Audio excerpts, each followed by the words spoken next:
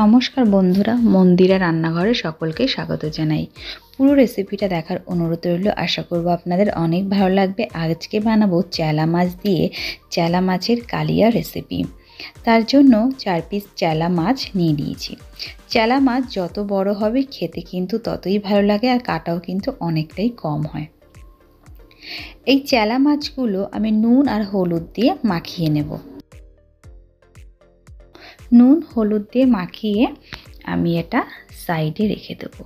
আমি কিন্তু এটাকে চেলা মাছ বলি, আপনারা কি মাছ বলেন অবশ্যই কিন্তু কমেন্ট করে জানাবেন।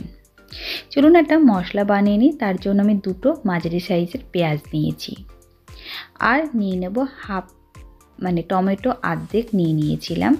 দেব 2 টুকরোর মতন আদা টুকরো, আর তার সাথে দেব বেশ খানিকটা রসুন।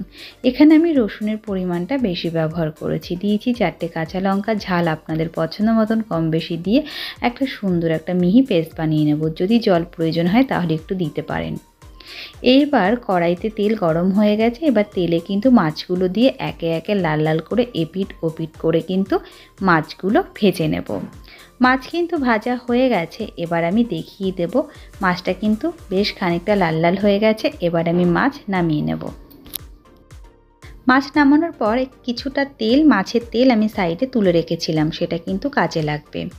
এরপর ওই তেলে কালো জিরা ফোড়ন দিয়ে যে মশলা পেস্ট বানিয়ে রেখেছিলাম সেই পেস্টটা দিয়ে দেবো, আর সামান্য একটু জল দিয়ে বাটিটা ভালো করে ধুয়ে তেলে দিয়ে দেব জলটা। এরপরে কিন্তু ভালো করে মশলাটা কষাবো। তার মধ্যে চলুন কিছু গুঁড়ো মশলা দেবো। স্বাদ অনুসারে লবণ দিয়ে দিয়েছি, সামান্য পরিমাণে হলুদ গুঁড়ো, 1 চামচের মতো কাশ্মীরি লঙ্কার গুঁড়ো, আর দেব 1 চামচের মতন জিরার গুঁড়ো দিয়ে ভালো করে মশলাটা কিন্তু কষাবো। আমি এখানে লঙ্কার গুঁড়ো ব্যবহার করিনি, কেউ যদি ঝালের জন্য একটু লঙ্কার গুঁড়ো ব্যবহার করতে পারেন। এরপরে কিন্তু মশলাটা ভালো করে কষাবো যতক্ষণ না তেল ছেড়ে দেয়। এর মধ্যে দিয়ে দেবো স্বাদ অনুসারে একটু চিনিটা দিলে কিন্তু কালারটা খুব সুন্দর আসে। তাই ভালো করে কষাবো যতক্ষণ না তেল ছেড়ে দেয়। মশলা থেকে তেল ছেড়ে দিয়েছে। এবার কিন্তু আমি যে গরম জল ব্যবহার করেছি, মাছের ঝোলে একটু গরম জল ব্যবহার করলে কিন্তু খেতে বেশ ভালোই লাগে।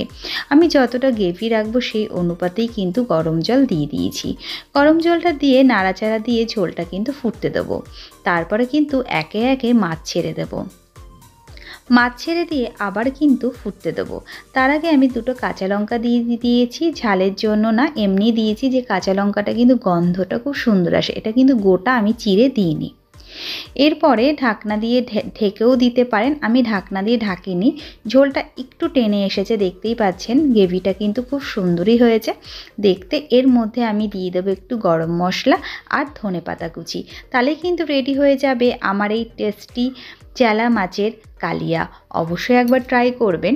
তার আগে নামানোর আগে দিয়ে দেবো একটুখানি যে মাছ ভাজার তেল আমি তুলে রেখেছিলাম, সেই মাছের তেল দিয়ে দেবো। এটা অপশনাল, কেউ দিতে চাইলে দিতেও পারেন, নাও দিতে পারেন। এরপরে আমি একটা পাত্রে নামিয়ে নেব। গরম গরম ভাতে কিন্তু ওই চেলা মাছের কালিয়া রেসিপি থাকে, আর কিচ্ছু লাগবে না। দেখতেই পাচ্ছেন কতটা লোভনীয় হয়েছে, খেতেও কিন্তু অসাধারণ। বন্ধুরা, যারা নতুন বন্ধুরা অবশ্যই করে চ্যানেলটা সাবস্ক্রাইব করে দেবেন, পাশে থাকা বেল আইকনটি অন করে দেবেন যাতে নতুন নতুন ভিডিও আপনারা চটজলদি পেয়ে যান।